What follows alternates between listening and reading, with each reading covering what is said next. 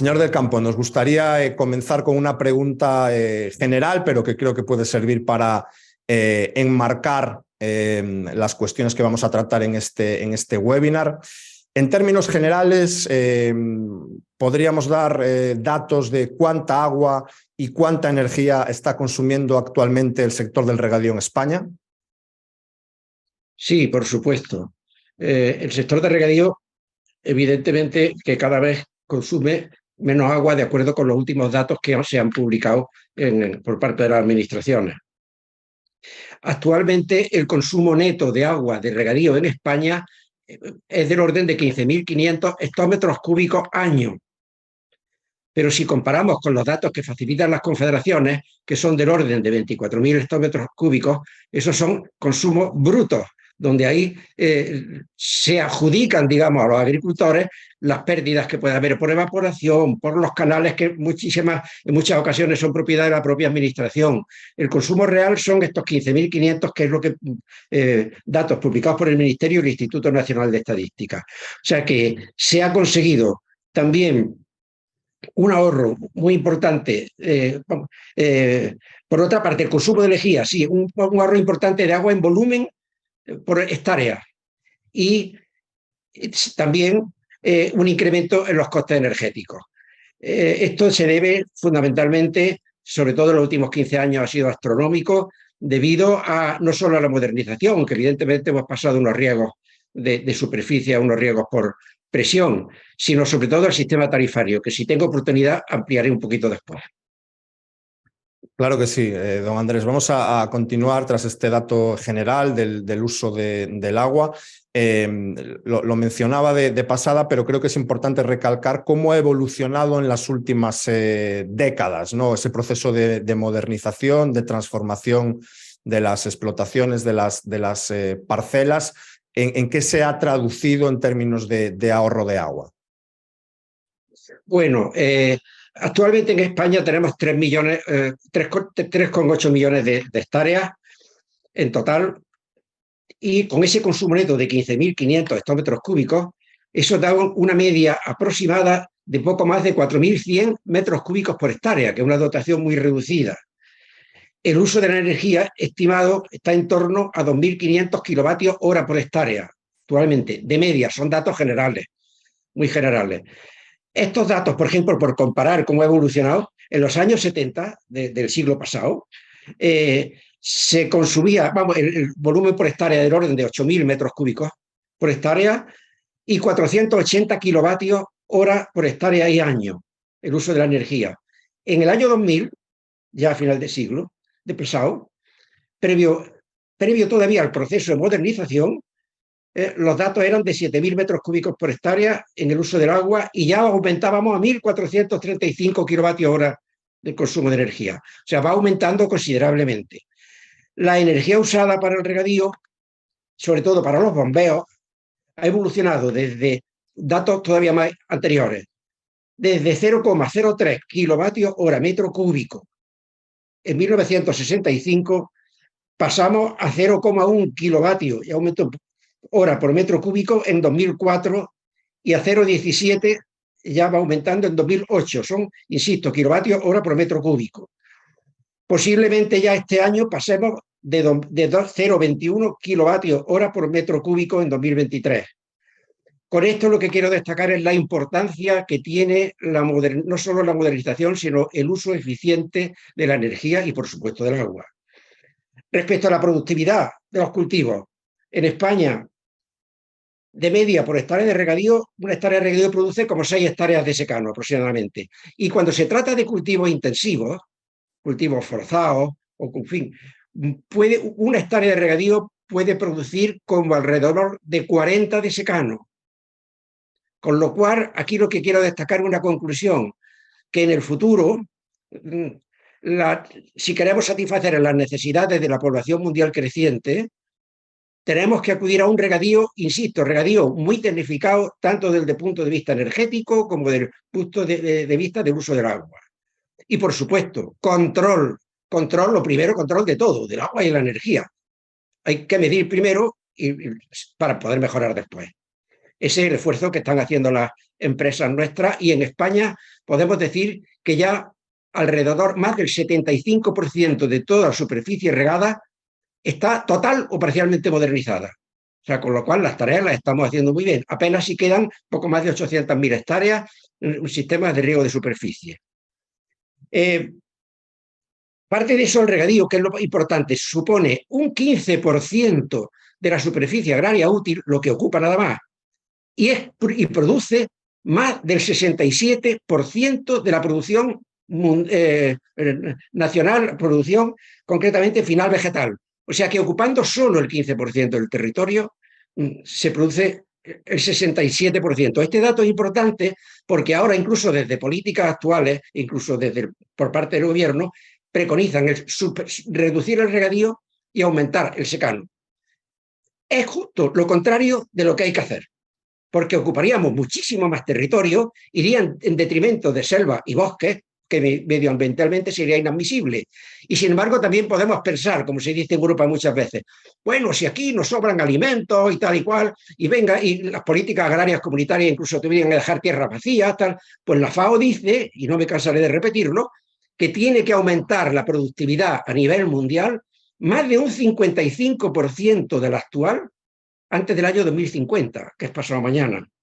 Y eso solo se podrá conseguir, insisto, con un regadío muy tecnificado y con la ayuda de la biotecnología, utilizando como ella cultivos específicos con menos necesidades de fitosanitarios, con menos necesidades resistentes a plagas, con menos necesidades incluso de agua y otros nuevos que aparecerán para poder conseguir ese reto que es la realidad del siglo XXI en el mundo.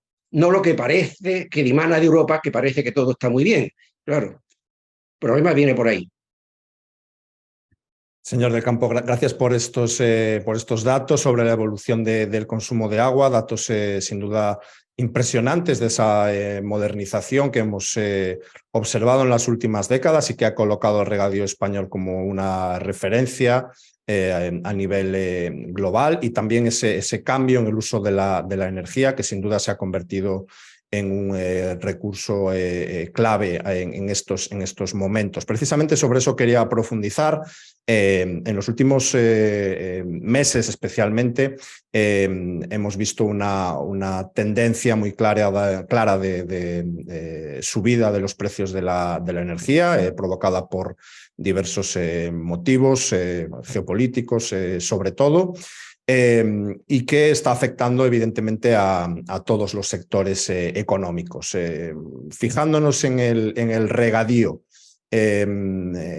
ya llevamos un tiempo con esta situación. ¿Qué balance se hace desde FENACORE del impacto de esta subida de los precios de la energía en la actividad de los regantes? Y también qué medidas se han tomado tanto desde las propias comunidades de regantes como desde las administraciones públicas para paliar los efectos de esta situación. Bueno, se ha hecho ese gran esfuerzo en la modernización. Las administraciones, por su parte, han colaborado tanto a nivel nacional como a nivel autonómico, sobre todo la de agricultura.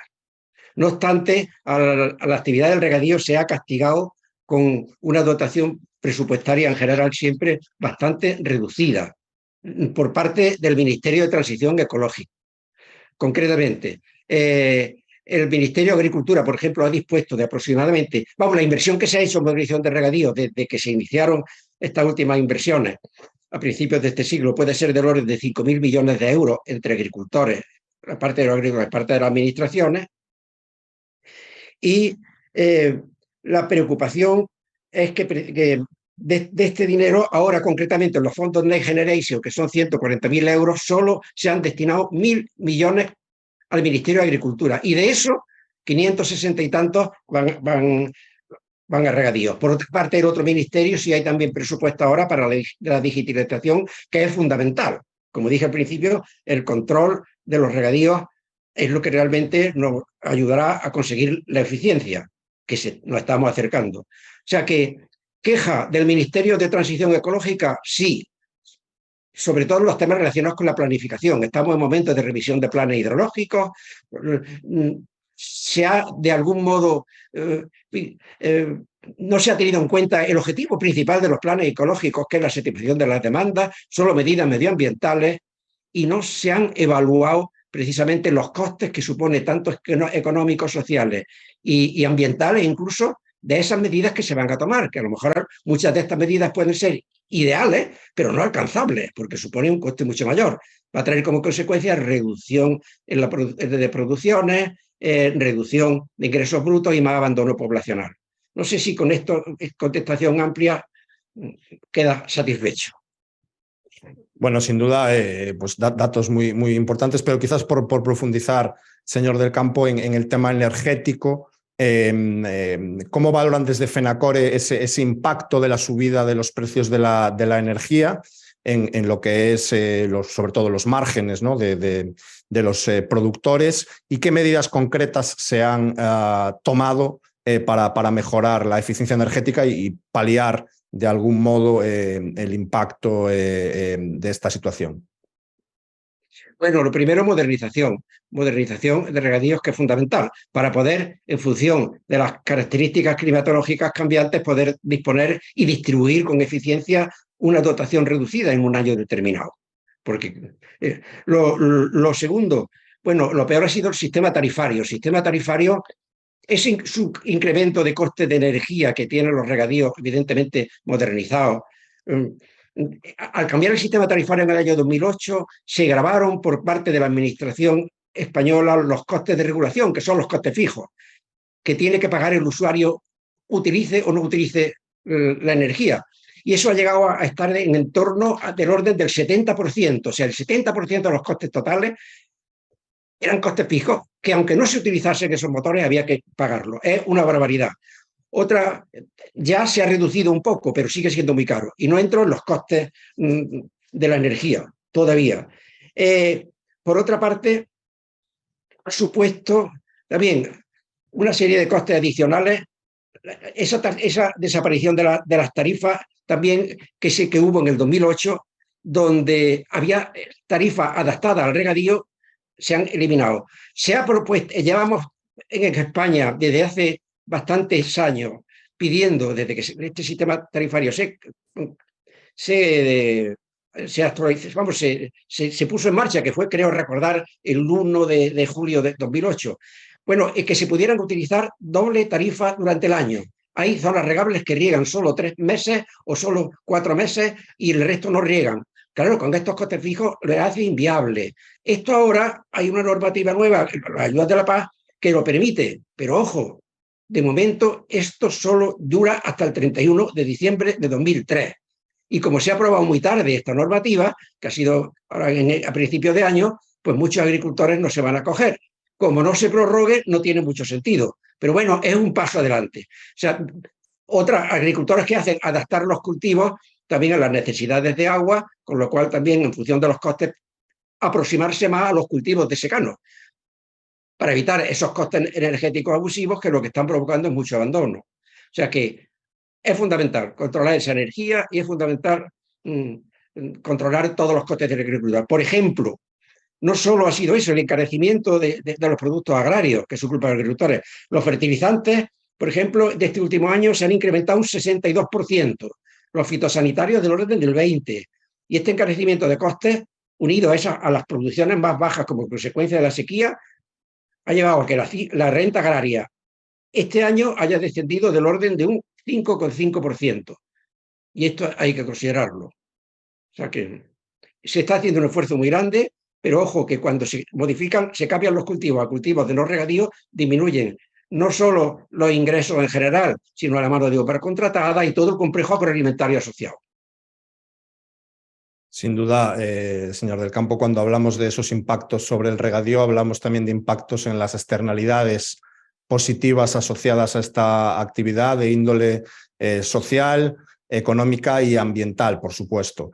Para finalizar este diálogo, bueno, usted lo ha mencionado un poco de pasada, pero me gustaría preguntarle directamente sobre esa aprobación de los planes hidrológicos, en la cual pues, el regadío ha sido protagonista, sobre todo con la aprobación del plan del Tajo y su impacto en el trasvase Tajo-Segura, pero bueno, hay muchas cuencas en España y hay muchas medidas también asociadas al regadío más allá de esa. Pero me gustaría también conocer la valoración desde FENACORE de estos nuevos planes hidrológicos y cómo creen que pueden afectar a la evolución del regadío en este ciclo de planificación.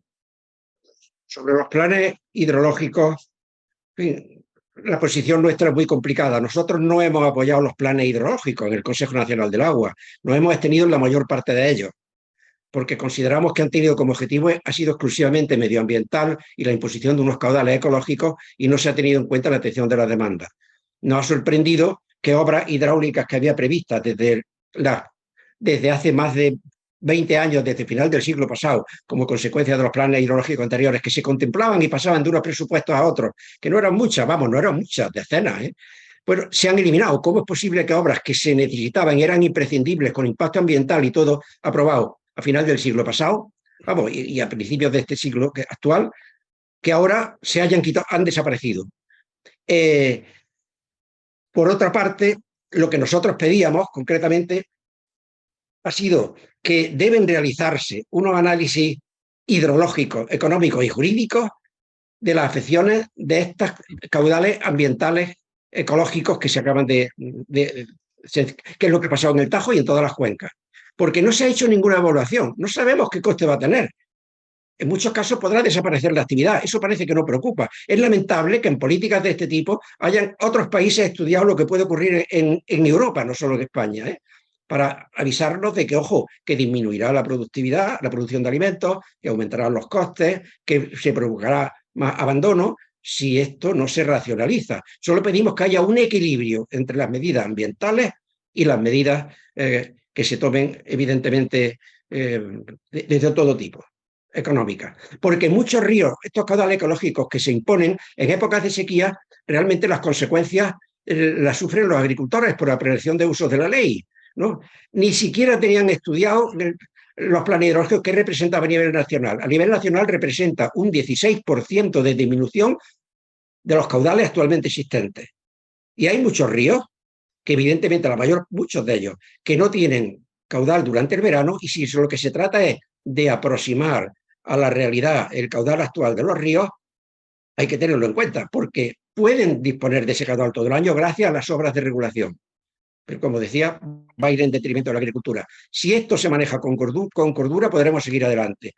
Y otra cosa, las obras de modernización, insisto, van a ser más necesarias que nunca, aunque puedan no estar de moda, porque nos van a mitigar los efectos negativos del cambio climático, que son los daños que producen las inundaciones, y vamos a poder disponer de agua en épocas de sequía. Y las cuencas hidrográficas que estén en zonas de clima árido o semiárido no podrán producir alimentos si no disponen de esas cuencas reguladas.